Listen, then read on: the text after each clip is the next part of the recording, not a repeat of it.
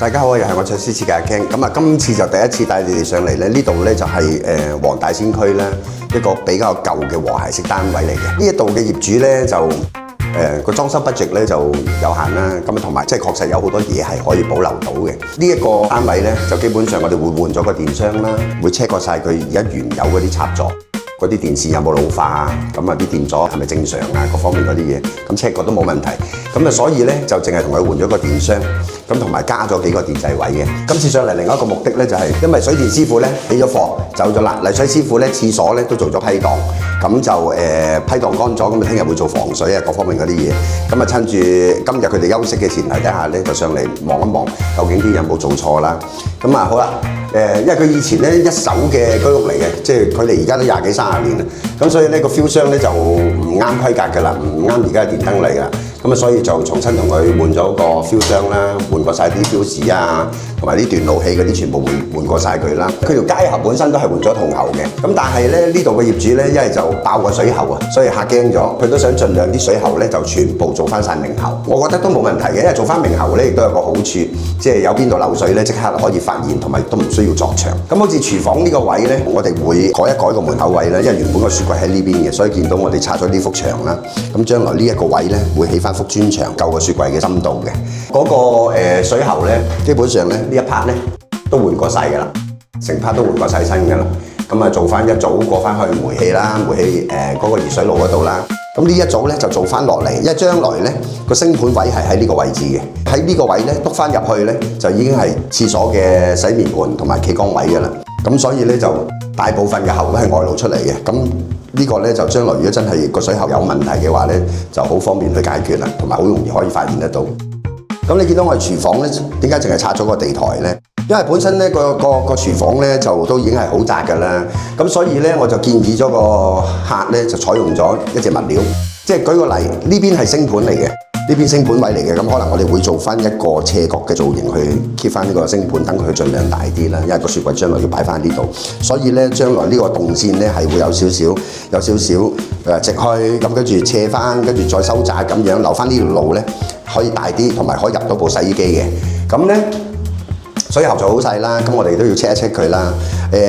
冷熱水咁就呢一對翻咗去熱水爐 OK 咗㗎啦。咁啊呢度升盤位冷熱水喉有喺度㗎啦。熱水爐客會 keep 翻嘅呢個熱水爐。咁就洗衣機去水咧，我另外就同佢重新做過一組㗎啦。咁啊因為之前嗰個咧就直接排落去個地漏嗰度，都唔係咁衞生，亦都唔係咁好，又會反臭。咁所以咧洗衣機呢個位咧，我哋同佢重新做過個 U 型隔氣，重新同佢做過個去水㗎啦。咁咧就都要睇翻啦，因為呢條煤氣喉咧，可能都係要叫煤氣公司過嚟車佢，因為見到咧呢啲駁口位啊，好多位置都非常之悶，所以都要煤氣公司跟一跟佢先得呢一度。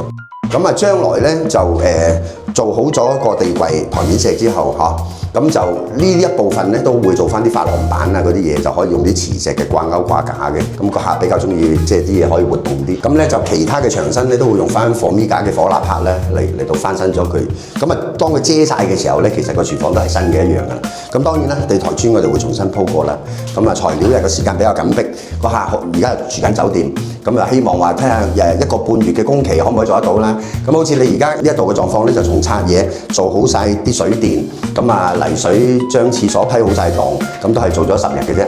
咁就個客就希望話即係6月份，即係其實就真係得個半月嘅時間做嘅啫。咁啊當然亦都好快，因為佢大部分嘅家私咧，佢都可以自己搞掂嘅。咁冇家私咧，個工期就會縮短好多啦。咁就將來呢啲房同埋廳咧，你見到而家即係幾廿年前啲牆紙嚟嘅。佢以前咧呢個屋苑起出嚟嘅時候咧，因為我用平水而 check 過，所有嘅企水啊，同埋而家呢啲牆嘅平整度咧都好好嘅。咁當呢個牆紙咧，我哋撕起咗之後咧，因為佢舊底以前嗰個裝修咧，佢嘅光油都係用油性嘅，所以呢個牆紙撕起咗之後咧，個底都仲會係好靚嘅。咁我哋就可以用一隻聚安芝嘅竹升板保溫嘅，咁就可以直接鑲落牆，用結構膠黐落牆，咁啊好快就可以黐晒所有嘅牆㗎啦。咁就佢又有保溫，同埋咧，因為呢度咧係白蟻嘅重災區嚟嘅，所以盡量咧嗰啲門啊、門框啊，我哋都係用翻鋁質嘅。天花撕起咗之後，我哋會批灰，批翻離子灰就重新油啦。咁啊牆身咧就基本上揀咗一隻好似長布咁樣嘅白色嘅竹升板黐翻落去，咁啊，當然啦，如果你有睇我介紹過嘅咧，咁佢都有啲收口線，金屬嘅收口線可以拼接埋一齊啊，陰角、陽角啊，平碰咧，咁你做起咧，咁其實就都好美觀㗎。咁你見到啦，我哋都有啲石塑地板喺度，就厚料嘅，因為佢呢個瓷磚係舊底嘅，咁啊亦都唔想起，亦都好實淨，同埋亦都好平整嘅。咁我哋就可以做翻呢個石塑地板喺個地面啦。咁就到時都係圍翻鋁合金嘅腳線、鋁合金嘅天花線，咁啊牆身全部竹晶板，房門所有嘅房門都係鋁合金嘅，就唔想用咁多木啦。包括我哋啲櫥櫃咧，我哋而家都係用翻有證書嘅防蟲防白蟻嘅生態夾板嚟到做。咁啊，將來有白蟻咧都唔使咁擔心啦。咁睇一睇泥水師傅嗰個批檔咧，去水改翻過嚟啦，企缸可以正常啦。咁頭先你見到嗰兩條冷熱水篤入嚟嘅咧，就係企缸位啦；有兩條冷熱水篤入嚟嘅咧，就係嗰個洗手盆位啦。止水線已經做咗，水泥呢啲咧就你見到仲有啲陰陽色，因為琴日先批好嘅啫。